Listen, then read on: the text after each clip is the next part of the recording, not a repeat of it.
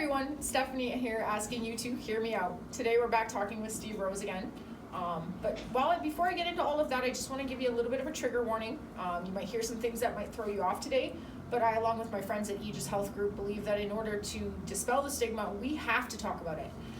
You know, we're all about creating safe spaces for those going through the recovery journey, and that's what we're trying to do. So let's get started. All right.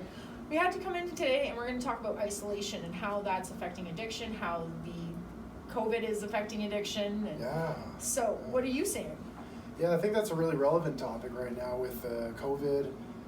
Even before this, isolation has been a huge thing in the addictions field, and as you know, it's central to recovery is that you're getting away from these self-isolating behaviors, coming into community. You're really feeling that sense of belonging that we all need, and really the times we're in is exactly the opposite of that. So I thought this might be a really interesting topic for us to talk about.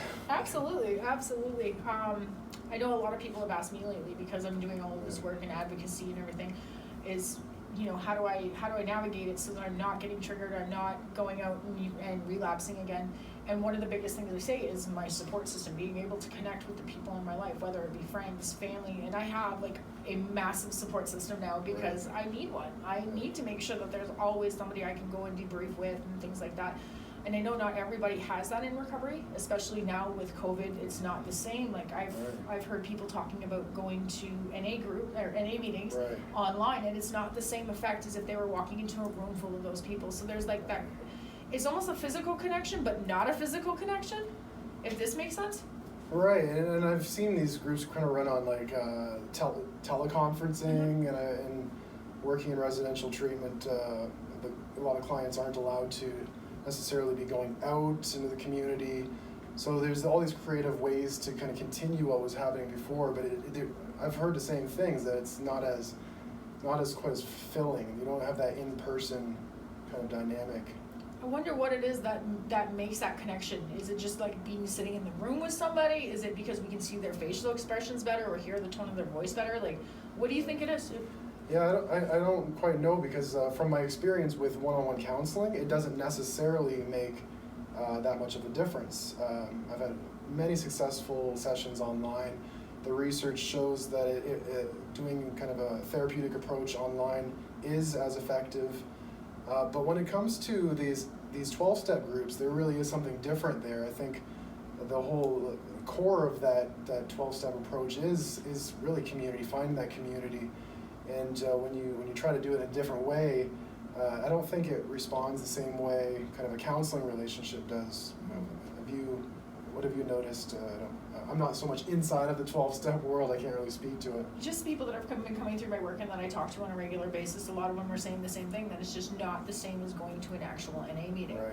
I mean, I have a vast recovery network too as well, so a lot of the people that I've talked to have said that. And then some say, like, there's less people that are saying, oh yeah, it works, it's great, I'm good with it, but I've had a lot of people tell me that it's just not the same. Now, have you been seeing a lot more people come through counseling and what you've been doing? Have you seen a lot more of an uptake in intake, I guess you would say? Not quite right now. I think people are, retreating into just kind of conserving, not going out as much, not wanting to go into places unnecessarily. So not quite yet, but I can imagine there's probably quite a bit more coping going on at this point. Given that, you know, the big misunderstanding of addiction is that it's about the substance. Mm-hmm. And really, as you know, the underlying thing fueling it is often things like isolation. So I can imagine you're probably seeing quite a bit as well. In the harm reduction program that I work in, the harm reduction program I'm working in, we are seeing an uptake in people coming in. I can't speak to the numbers because I don't know the actual numbers, but just generally working there day to day, I feel like there's more people coming in. We're giving away a lot more supplies. It's been weird almost having as many people come through as we had, for me anyway. But like I said, you can tell there's something up, but you don't know what it is, and that's what makes it kind of weird. It's like, you know, is it because of COVID? Is there something else going on right now? Like, there may be something going on in some of these circles that we don't know about.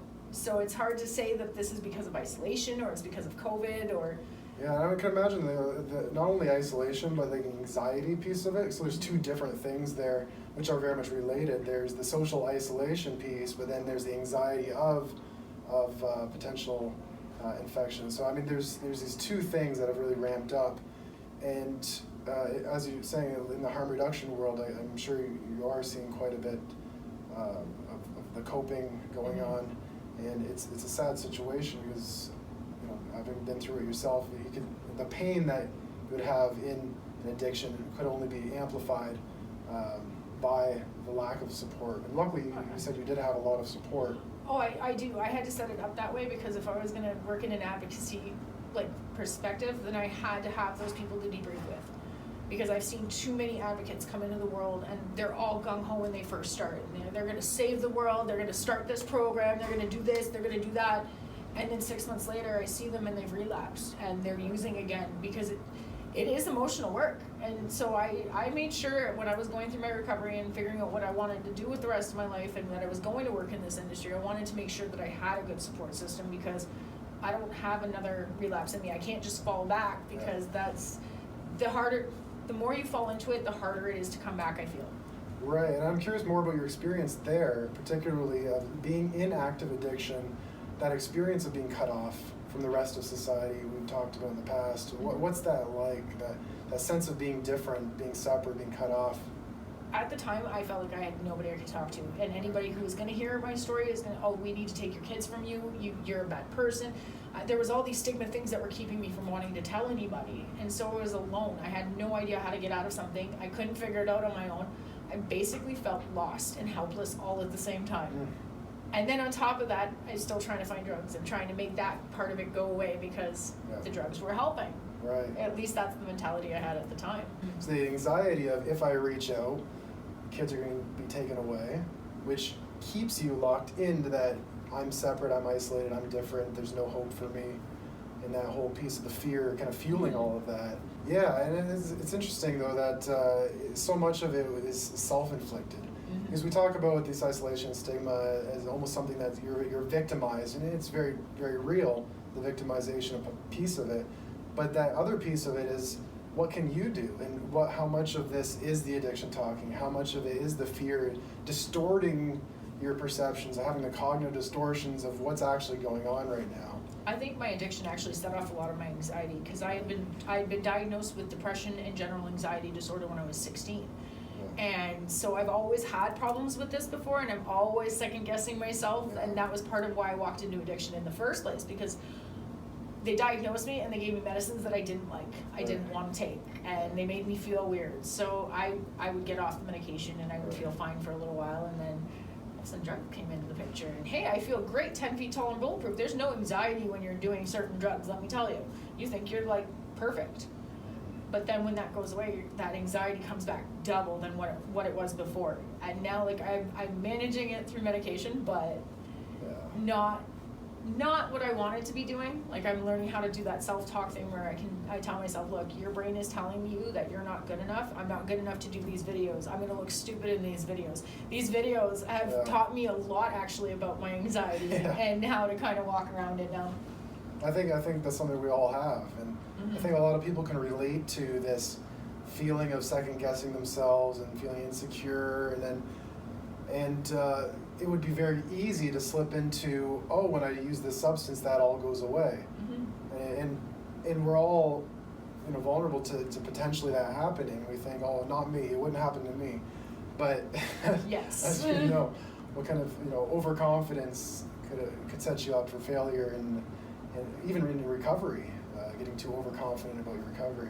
Recovery is a great place to be, but it can be just as hard as being in active addiction. Trying to get past all of that negative energy, like our families don't trust us. They don't want to let us alone in the house because we might steal something. And I've had a lot of my friends go through that have been in active addiction. They've gone in, they've stolen from family members, they've stolen from parents, they've done things that they wouldn't normally do, and now they've broken that trust with their families. So that whole first year in recovery was just rebuilding with my family and rebuilding with the people that were around me. Like, I lost a ton of friends that I will never get back, but I've also made some pretty cool ones now too. And it's interesting. It's almost like a process of reintegration in a way, and that ties to our topic of isolation today, and that's how it all kind of comes together, is that you are isolated, you feel isolated, your thoughts are further isolating you, the lack of understanding and the frustration of other people are compounding all of that, and you get a perfect storm of feeling apart, and now you have to reintegrate back into society in a sense. You know, would that be an accurate way of? Oh, absolutely. Like I tell people, when I got into recovery, I had to learn how to live life all over again. It was like somebody who'd been in an accident has to learn how to relearn how to walk, or learn how to. I couldn't sit in a social situation and have a normal conversation with somebody. It was too awkward. My heart would be pounding through my chest. I didn't know how to navigate all of this stuff that I was taking the drugs to get rid of. Right. I hadn't really figured out how to navigate that yet. Yeah. So now, like, I feel like I can actually sit in a room and have a conversation. After my first year of recovery, that's when I started doing a lot of the public speaking and the advocacy work. And that almost made it worse, because like, here, I just learned how to have a normal conversation with somebody, and now you're putting me on a platform to speak to now this. You're ramping it up. And I was like, oh, you're so good with your words. And I'm like, I swear to God, I just like rambled on for 10 minutes and you listened, so we're good. And look at you now, look what we're doing. I still feel like I'm rambling on for 10 minutes, but people are listening. Hey, they're listening. But it's a lot of, like I said, a lot of the mental stuff where I'm like, okay, you know, the last video, this is like a few things I would change, and then the next video I saw, I was like, wow, I look a little bit better. And then the next video, I was like, hey, this is getting a little bit easier now. Yeah. Even the filming of the videos, the first one, it took me 800 takes to do. Yeah. At least 800, if not more. I lost count at 800. But I had a rough time with it because I was super critical of everything I was doing in it. Yeah. And then the second video, I was like, okay, this is a little bit better. By this video, I'm good. I feel like, okay, I've got this. I know what I'm doing. I know what I want to say. I know how I want to say it. And you're easy to talk to, so that helps too. Well, thank you. Thank you. If you don't know something, go out and actually learn about it. Before you start making all of these judgmental statements, actually learn about what you're going to judge. Because if you don't know the story, how are you going to hate something you don't even know? Right. Yeah, it's the not knowing that creates the fear, which creates the stigma, which creates the isolation, and that's what Aegis seems to be all about, is the kind of the knowledge, awareness of this transparency of what is the lived experience of this, and we're all not so different. We just have different experiences, and we all have the power to be healthy and thrive. And just finding the right supports and taking that first step, getting the courage to take that first step, hopefully having a positive experience. If not, going to the next, trying another support, hopefully having a positive experience, and building on that going forward and seeing the momentum, as you're saying with your speaking. You start to look back and realize, oh, I've come a long way. Yeah. And you don't even realize it. Somebody once said to me, you don't realize how far the starting line is until you look back from the finish line. Wow. And that was profound, because I get my Facebook memories all the time, and I start to, like, I can see where I got clean, where I started doing advocacy work, and it really does give me that idea of how far I've come with this, how much I've moved forward with it. And I would invite anybody who has lived experience with addiction to start speaking about your experiences, because the more voices we have out there, the more people that are talking about this, the more education we're putting out, and the more people learn about where we've been, what we've been through, why we've been through it. And maybe we can create some understanding with people. All right. I love it. So this is a great conversation. We always have the best conversations, Steve. You have to keep coming on the show just because we have awesome conversations. Been good. Again, so thank you very much. If you or anyone you know is needing help or going through active addiction, make sure to contact Aegis Health Group at 226-946-100. They're amazing. They treat you like a human there, and they'll take care of you. They'll make sure that they're with you every step of the way. Everybody, I hope you guys have a great day, and I'll see you later.